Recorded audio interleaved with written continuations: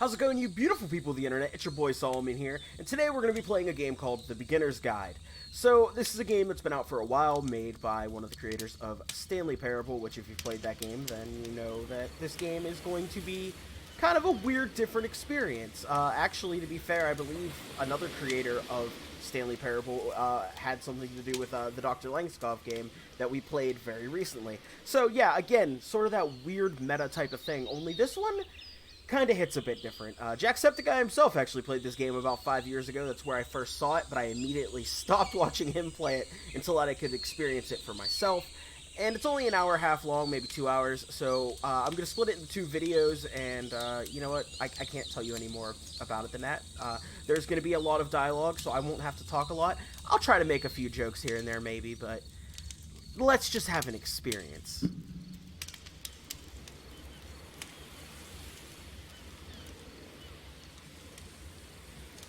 Also, I apologize in advance if I seem a little out of it. The weather has been wild for, like, October, November. You know what I mean? November now? It's really hot today. It Hi should there. be. Thank you very much for playing The Beginner's Guide. My name is Davey Reedon. I wrote The Stanley Parable, and while that game tells a pretty absurd story, today I'm going to tell you about a series of events that happened between 2008 and 2011. We're going to look at the games made by a friend of mine named Coda. Now, these games mean a lot to me. I met Coda in early 2009 at a time when I was really struggling with some personal stuff, and his work pointed me in a very powerful direction. I found it to be a good reference point for the kinds of creative works that I wanted to make. So just to start you off, this is, I think, the first game he ever made. It's a level for Counter-Strike. You can walk around here, by the way. And mostly it's just Coda learning the basics of building a 3D environment. But what I like is that even though he starts from the simple aesthetic of a desert town, he then scatters these colorful abstract blobs and impossible floating crates around the level. And of course, it destroys the illusion that this actually is a desert town, and instead this level becomes a kind of calling card from its creator. It's like a reminder that this video game was constructed by a real person. Oh, there's a kind of floating makes box. you wonder, what was going through his head as he was building this? He was having This fun. is what I like about all of Coda's games. I mean, not that they're all fascinating as games, but that they are all going to give us access to their creator.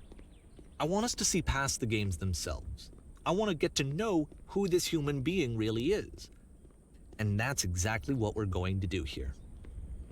So, it's 2008, Coda starts making these games, and he never releases any of them. He doesn't put them onto the internet, he just makes them and then immediately abandons them, and they sit on his computer forever. Look at this. And I think he really understood this image of himself as a recluse. At one point, he jokingly renamed his computer's recycling bin to Important Games Folder. So, you know, this was just how he worked. He tended to crank them out one after the other without even really pausing to try to understand what he had just made. By the way, I have no Until jump suddenly control one or anything day, yet. he just stopped. In 2011, that was it. He made his last game, and then he hasn't made another one since. And that's why I've taken this opportunity to gather all of his work together, is because I find his games powerful and interesting, and I'd like this collection to reach him, to maybe encourage him to start creating again. And if the people like you who play this also happen to find his work interesting, then I'm sure it'll just send that much stronger of a message of encouragement to Coda. So thanks for joining me on this. If you have a particular interpretation that I haven't mentioned here, or if you just need to get in touch, you can email me at daveywreden@gmail.com. Okay, that's about it for introduction. Let's take a look at Coda's first proper game. As each game is loading, I'll show you the date that it was completed. This first one was made in November 2008. All right. I have nothing wrong with like some deep thinking into somebody's creative works. You know, like that's something you know that can be a good thing in some aspects. Wait a Oh, Was the machine active? Shift destruction imminent. This game is called Escape from Whisper, and it's one of the more generic games you'll see from Coda. adventurers always go left. The adventurer could not go left.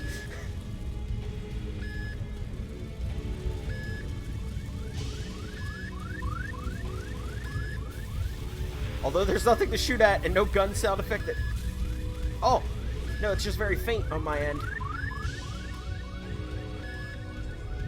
What, in the default Halo? Security call breached. Hostile alien life forms inbound. It kinda looks like this game was abandoned mid-development.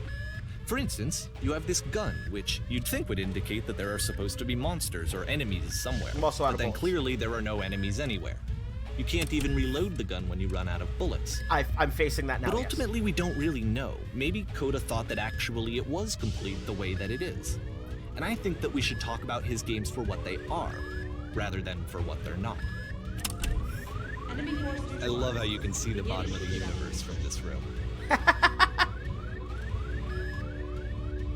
That's pretty good. Skybox don't go all the way down. It's a game development goof. Oh, a maze. Apparently, the space station has a labyrinth on it. Sure, I don't know. There's really no reason for it that I've ever been able to discern, so in the interest of time, I'm just gonna skip you on past it. But why? I could have solved it. This is the part that's interesting. The game has this narrative about the Whisper Machine and how it has to be turned off, and then you get to the engine room. Hey, you there, in the engine room. You could save us all. That beam is powering the Whisper Machine. We could disrupt it by introducing a great enough heat signature. If your body could stop the beam. It's so much to ask, but for all of our lives, would you do it? Could you give yourself? Interesting. Interesting. Can you go back out once you've entered? No, you cannot. Alright, fun. We gotta be a hero. We're dead. Let me pause here for a second. Okay, I guess. What you just experienced, stepping into the beam and then dying, is probably what Coda had initially intended when he was developing this level. But when he first compiles and plays it, something goes wrong. There's a bug somewhere. And this is what happens instead.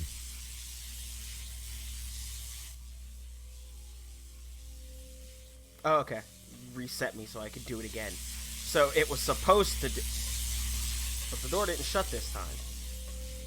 Why door not shut this time?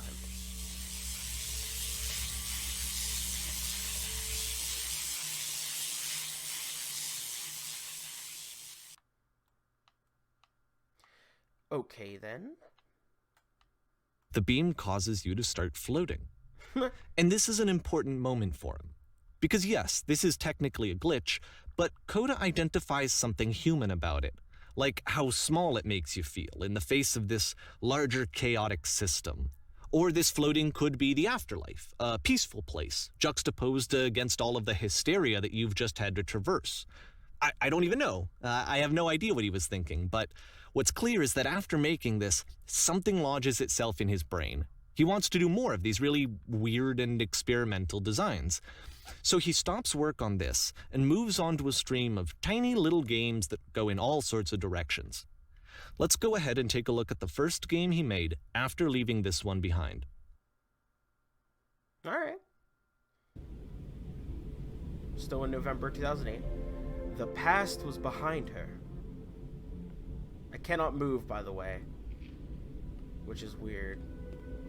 I can... Yep. In this game, you can only walk backwards.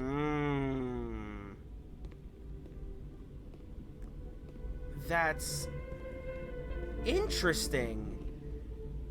Backward music also like a nice weird touch. So it's a short and relatively minimalist experiment combining motion and narrative. It is less advanced than the previous game, but actually it seems to be more focused, more complete. Coda's trying to give it a unique voice rather than simply basing it on a pre-existing trope. Why does the future keep changing?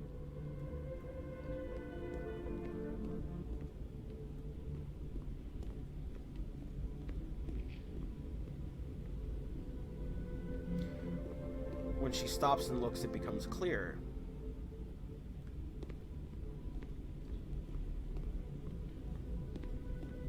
But if the future is always behind her, how will she find the strength? to confront it. It's a short little thought, it says what it wants to say, and then it ends. Didn't need anything more than that. Which to me is why it works, because it gets out quick. Okay, next one. Alright. This is always the stuff that creeps me out, is where they give you no light. You are now entering. You cannot move off this path, by the way. And that's it. Okay, the meaning of this game won't be clear just yet. Please be patient with me for a few more games, and I promise you'll see what makes it interesting. Okay, then. Oftentimes, Coda would put bizarre titles like this one at the start of his games. Oh. I wish I'd known him at the time that he was making these early games. He would really only talk to me about his work as he was making it. Once he stopped work on a game, that was it. It was dead to him. And I don't agree with that at all, but what are you gonna do? Humor me for a minute, guys. I don't want to go immediately up the stairs. I know it's tempting, but there's actually nothing over here. Sorry. Well, guys at home, I asked you to not, just to, humor me. But now it seems the narrator will not humor me, and I'm gonna go where I want.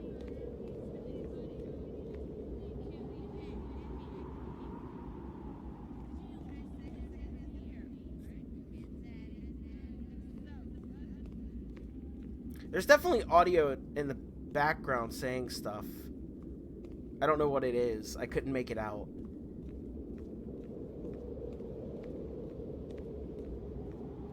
Alright. Well, we'll go up the stairs now. Sorry, guys. I apologize. No run button or anything. Coda apparently has not programmed anything into these games. Understandable, though. They're all snippets. They're all clips. It seems like none of them are finished works. Or, maybe they were just dabbling, I do that a lot. I make content and I'm slowing down. Well, that's fun. Once you've been slowed to an absolute crawl, the door at the top of the stairs opens. So why, if Coda's not showing these games to anyone, why bother opening the door at all? Well, to show you, I'm modifying the game here so that when you press the use key on your gamepad, it'll bring you back up to full speed so you can enter the door for yourself. Alright, guys, so what do we do here? Do we slowly hold forward until we get to the top of the stairs under our own free will, or do I push the use button to speed it up? Because I am a very, very patient human being, and, y'all have a power of a fast-forward button. Y'all can fast-forward to the point where you see me no longer on the stairs if I do decide to ride this out. I mean, honestly, part of me wants to leave it up to the audience, but that's not possible on a Let's Play. You get what I'm saying? You, again, could type stuff in the comments, but who knows when I'll see it? And by then, I'll definitely have already made the stairs decision. I mean, right now, have you already typed the comment? Have you already hit enter? Does the comment mean anything? Does the comment mean nothing? How long can I wax philosophical about this? Will I reach the top of the steps by the time this life ends? What is life? What is anything, really? I can't do it anymore. I can't.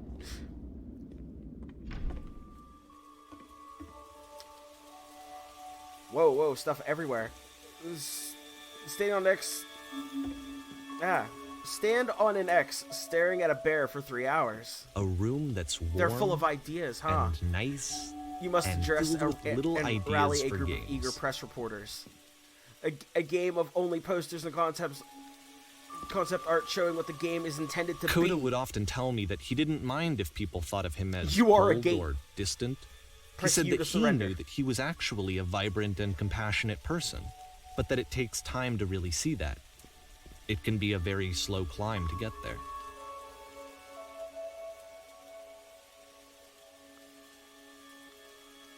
A series of lavish... Well, I didn't even get to try to read it. Ready, set, fish!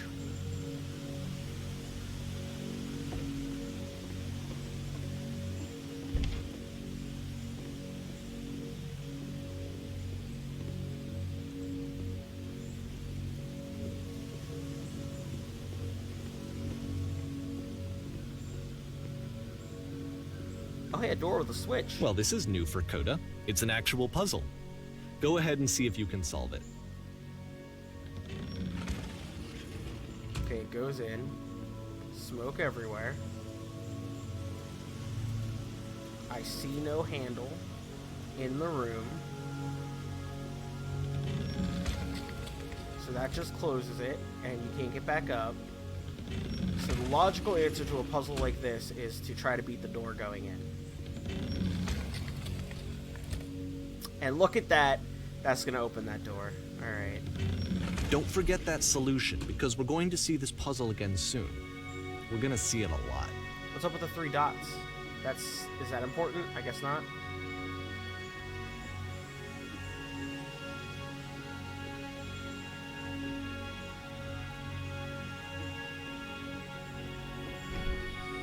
So that seems to be it, right? You walk down a corridor, you solve a puzzle, you get to the end. Simple enough. Yeah. Alright, now I'm going to modify the game again, so that when you press the use key on your gamepad, it'll remove all of the walls from this room. Okay, interesting. Let's do that.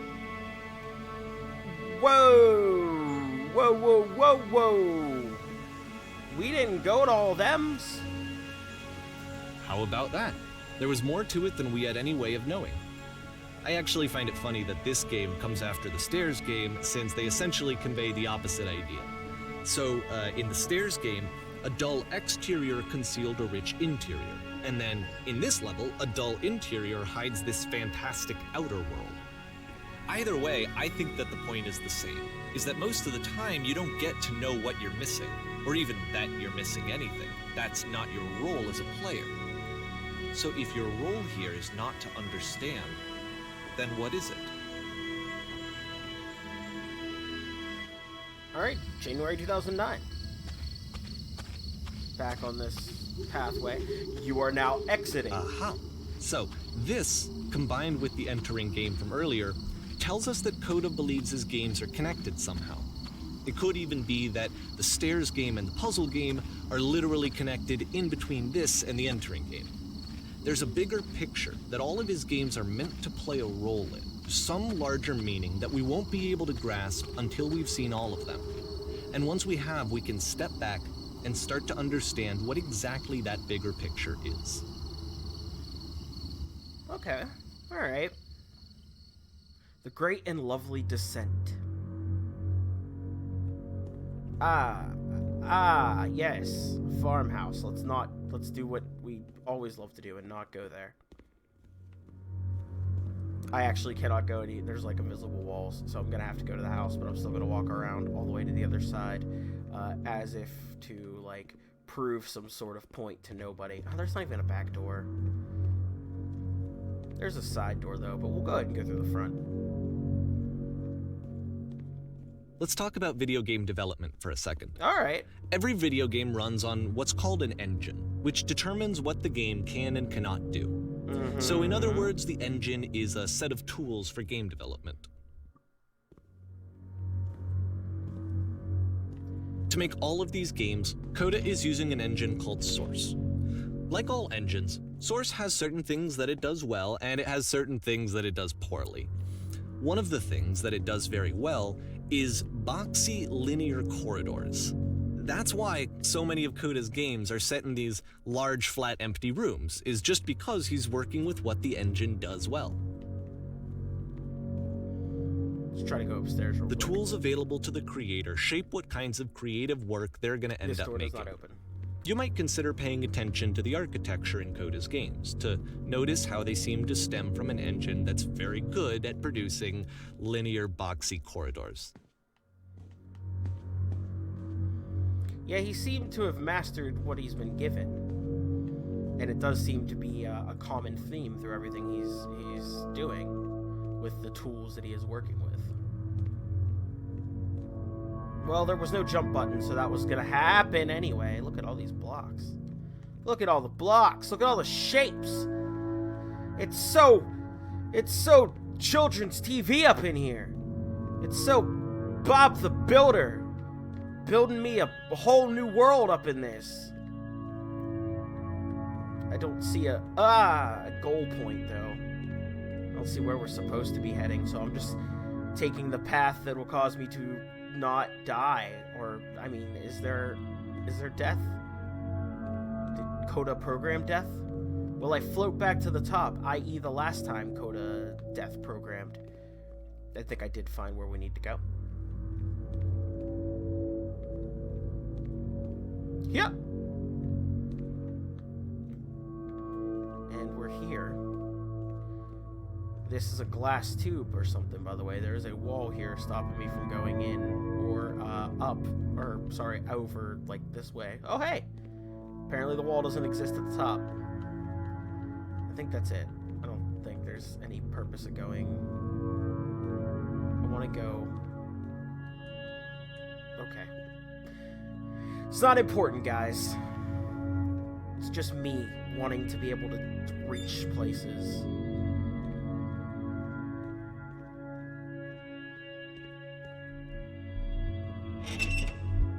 Well, I feel like cattle.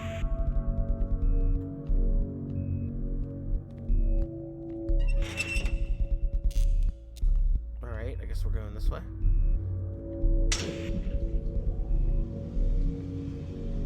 So it's a prison layout fully.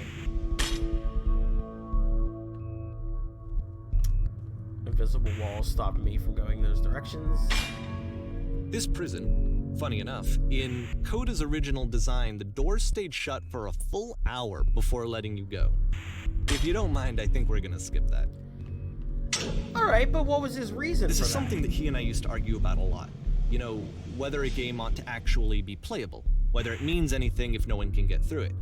And I would always defend that, you know, all this work goes into the game, why not make it playable and accessible? And so we just got into heated arguments over it, and there was one time that after one of these conversations, he went home, and a day or two later, he sent me a zip file entitled Playable Games that was full of hundreds of individual games, each of which was just an empty box that you walked around in and nothing else. Believe me, I played every single one of those just to find out if there was like a gag hidden somewhere.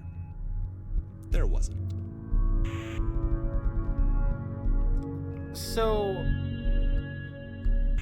that's a fun thing. That's something we'll tackle in the second video for sure. But like, what's your guys' opinion on what makes a game, really? You know, deep down, like, what's it have to bring to the table to be considered a video game? Like, what does it take? Because I've got my opinions on it. I got thoughts. But I, for one, am very, very lack in my pressures on stuff like that. Like, really any experience could be labeled as a game, as long as if, like, I'm functionally controlling it with a controller and such, you know what I mean?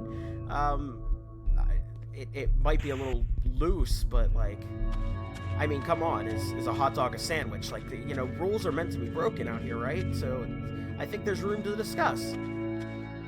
It's the puzzle again, with the exact same solution as the last time. Well, thanks for spoiling it. I guess we'll just do it the normal way.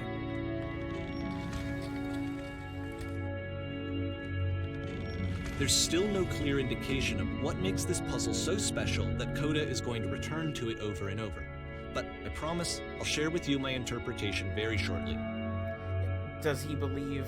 could it be if when one door closes, another door opens? Big brain. I think we solved the puzzle, guys.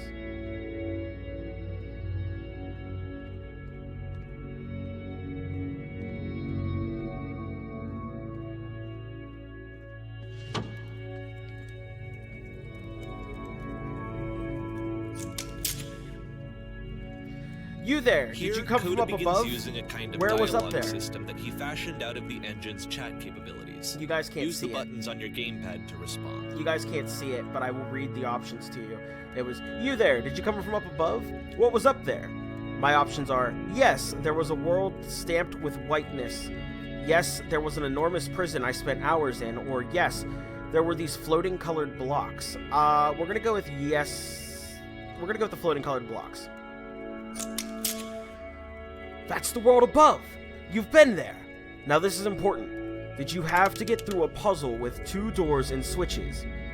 Yes, I did. That was literally the last thing I did before coming here. No, I don't remember having to go through any puzzles. 3, I prefer not to tell you. After all, we've only just met. Well, you know what, in this case, I'm just gonna go ahead and be honest and tell him, yeah, I did. That was the last thing I did before coming here. Again, perfect. Now please, tell us how you solved it. Tell us the solution. Tell us how to get to the other side. Option 1, I don't remember how I solved it. I'm trying to remember, but I can't. Number 2, I didn't solve it. Someone else let me in. 3, trust me, you don't want to go over there. I'm gonna tell him someone else let me in. Because someone did, technically. You didn't solve it? So you have learned nothing. You cannot help us escape the prison. You are not the one I need. Surely there will be someone else. They've turned back to listen, all of them there. And this door is opened up. Ah, boy!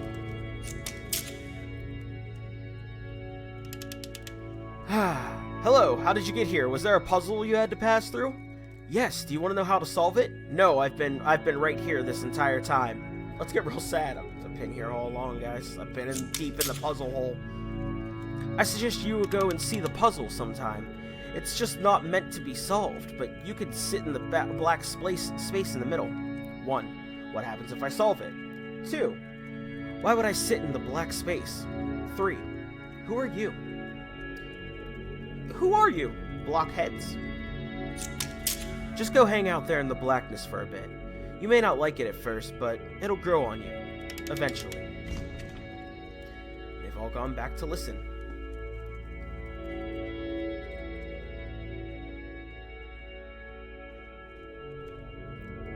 Spiral staircase. And so we make one last descent down to the final floor of the level. Thank you, Dave. I appreciate your words of wisdom. I appreciate you showing me Coda's long hallway.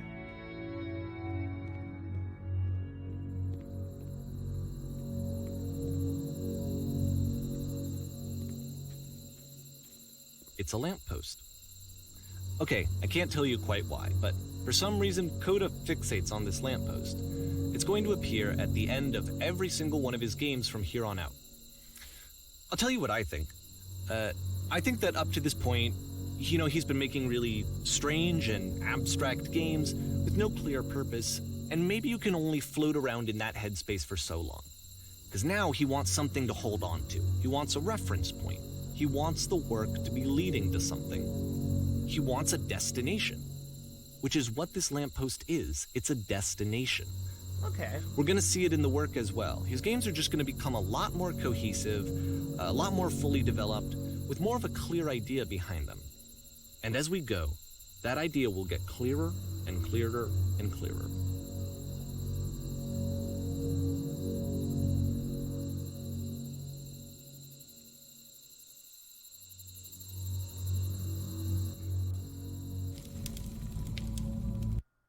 Alright guys, we're going to go ahead and stop at this one here. We are at Chapter 8. We've gotten to the point of the lampposts, and the lamppost being a destination for him to go to throughout these games. Let's see in the next episode what else Coda has for us, and what Dave's interpretation of it all is. And also, if you have any interpretations of any of the games or puzzles or sentences that this man has told us so far, why don't you let me know your thoughts down in the comments. And until then, I'll see you guys in the next video. Take it easy.